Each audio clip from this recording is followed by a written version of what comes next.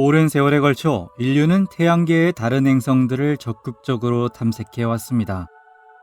다가올 미래에는 지구에서 그러한 행성을 방문할 수 있게 될지도 모릅니다. 그러나 과학기술이 발달한 현대에 인류는 지구상의 모든 곳에 대해서 이미 탐색을 다 마쳤을까요? 답은 아마 노일 겁니다. 광대한 지구에는 최근까지 사람의 손길이 닿지 않았던 장소가 많이 존재하고 있습니다. 이번에는 전 세계에서 엄선한 아직 충분히 조사되지 않은 신비한 장소를 소개해 드리도록 하겠습니다.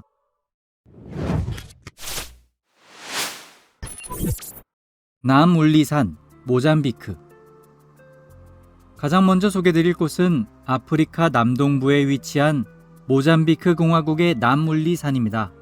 남울리산은 잠재지아주에 있는 가장 높은 산입니다. 그러나 주목할 점은 산의 높이가 아닙니다. 남울리산은 1886년에 발견되었지만 아직 완전히 조사된 적이 없습니다. 그 이유는 연구자들이 산에서 관심을 가진 부분의 지형이 너무 험난했기 때문입니다. 특별한 등산 도구가 없으면 도달하는 것조차 불가능합니다. 때때로 산기슭에서 발견되는 지뢰 또한 매우 위험한 장애물이 되고 있습니다. 지뢰는 1977년부터 1992년까지 계속된 모잠비크 내전 때 묻힌 채 그대로 남아 있습니다. 이로 인해 한동안 등산로가 완전히 폐쇄되어 있었습니다. 과학자들은 남울리산에는 이 산 특유의 동식물이 서식하고 있을 것이라 추측했습니다. 다행히 그들의 예감은 적중한 것 같습니다. 2014년에 한 산악인 그룹이 남울리산에 오른다는 계획을 세우게 됩니다. 그리고 그 지역 과학자에게 위험한 경사면을 조사하는 데 협조해달라는 요청을 했습니다. 공동조사 결과팀은 등정을 해냈을 뿐만 아니라 과학자들에게 미지의 종이었던 새로운 개미도 발견할 수 있었습니다. 자바리 계곡, 브라질.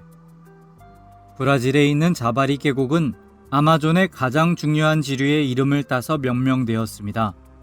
이곳은 고립부족이 많이 살고 있는 지역입니다. 아쉽게도 정확한 인원을 알 수는 없지만 그 이유는 어렵지 않게 짐작하실 수 있을 겁니다. 자바리 계곡에 살고 있는 브라질 원주민들은 수세기 동안 외부와의 접촉을 차단해왔습니다. 그들은 외딴 곳에 살고 있으며 지금도 수렵과 채집을 하며 생활하고 있습니다. 누가 적이고 누가 자신의 편인지 모르기 때문에 외부인에 대해 절대 우호적이지 않습니다. 이러한 이유 때문에 자바리 계곡은 오스트리아보다 넓은 규모임에도 불구하고 아직도 지구상에서 거의 탐색되지 않은 곳들 중 하나가 되었습니다. 자바리 계곡으로 가는 경계에는 브라질 특수부대가 경비를 서고 있어 누구도 그 구역 안으로 들어갈 수 없습니다. 정부는 원주민 보호 프로그램의 일환으로서 이러한 결정을 내렸다고 말합니다. 하지만 한번 생각해 보세요. 자바리 계곡 주민들은 현대의 기술에 대해 알지 못할 뿐만 아니라 우리가 이미 면역을 획득한 질병에도 걸리기 쉽습니다. 전염병의 대부분은 불법 채굴자에 의해 반입됩니다. 안타깝게도 그들은 질병의 매개가 될 뿐만 아니라 경우에 따라서는 원주민을 고의로 멸종시킬 수도 있습니다. 또 소문에 따르면 자바리 계곡에는 마약의 원료가 되는 거대한 코카 플랜테이션이 있다고 합니다. 그것이 사실인지는 현재까지도 알려지지 않았습니다. 하지만 주변 지역에서 살인사건이 끊이지 않고 있는 것 역시 사실입니다. 뉴헤브리디스 제도 단층, 멜라네시아. 바누아투 공화국은 태평양 멜라네시아에 위치한 국가입니다. 1980년 7월까지 이 제도는 뉴헤브리디스라고 불렸습니다. 이 제도의 서쪽에는 뉴헤브리디스 단층이라고 불리는 단층이 있습니다. 단층이 발견된 것은 2013년으로 비교적 최근의 일인데 언제 어떻게 단층이 나타난 것인지 현 시점에서는 정확히 알려져 있지 않습니다. 아마 해양 플레이트가 확대된 결과 단층이 형성된 것으로 보여집니다. 진도 7이 넘는 지진이 빈번하게 발생한 것도 단층 출현에 중요한 역할을 했습니다.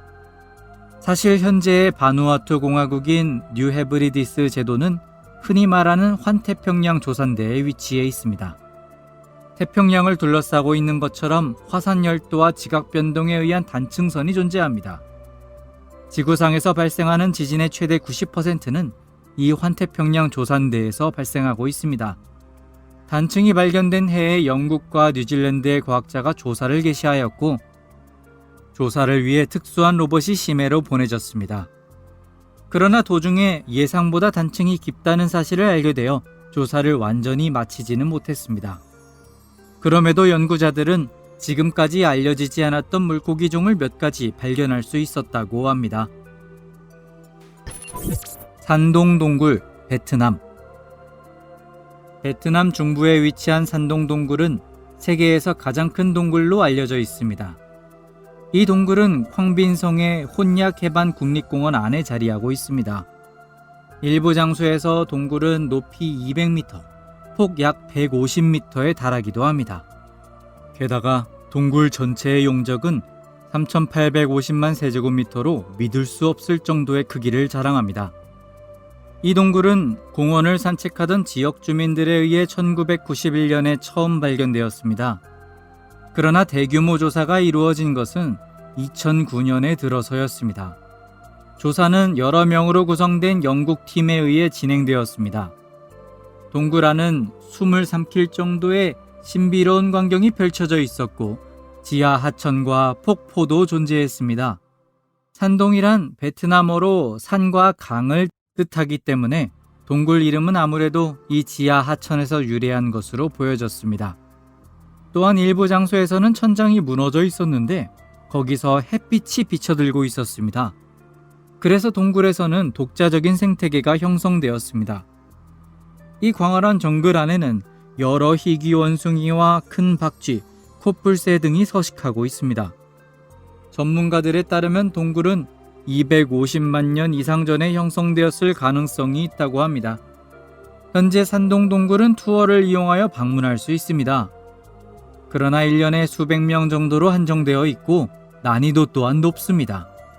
방문한다면 충분한 체력을 갖추고 가시는 것을 추천합니다. 북부 삼림지대, 미얀마. 인도차이나 반도 서쪽에 위치해 있으며 아시아의 라스트 프론티어라 불리는 나라 미얀마.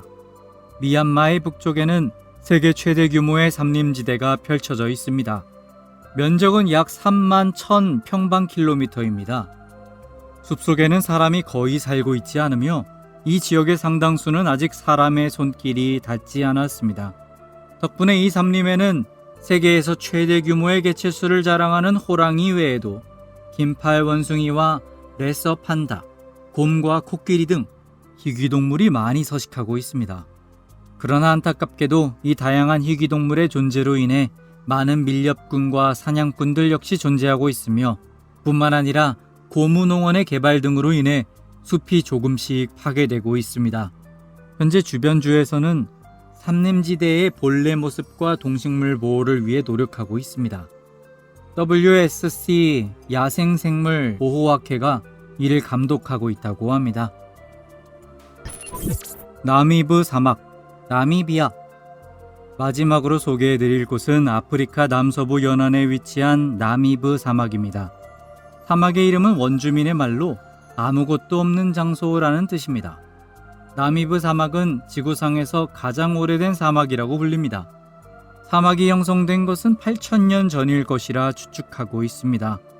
이에 더해 나미브 사막은 지구상에서 가장 건조한 곳 중 하나로 손꼽힙니다. 연간 강수량은 최대 51mm에 불과합니다. 맹렬한 더위와 극도로 건조한 이 환경에서는 연안 지역을 제외하고는 거의 사람이 살 수 없습니다. 놀랍게도 그런 나미브 사막은 오래전부터 존재했음에도 불구하고 1884년까지 아무런 조사가 진행되지 않았습니다. 조사 결과 사막 고유 식물에 더해 웰위치아가 발견되었습니다. 웰위치아에는 큰 잎이 여러 장 자라고 있었을 뿐이었지만 그 잎은 평생 시들지 않습니다. 그리고 웰위치아는 무려 1,000년 이상 산다고 알려져 있습니다. 실로 기묘한 현상이 아닐 수 없습니다. 하지만 이 웰위치아를 보기 위해 사막에 방문하는 것은 절대 추천하지 않습니다. 나미브 사막은 거대한 모래 언덕 속에서 길을 잃은 많은 사람들의 목숨을 앗아가는 것으로도 유명합니다. 대개 그렇게 희생되는 사람들은 자결하는 모래 아래에 잠들어 있는 보물을 노리는 트레저 헌터입니다.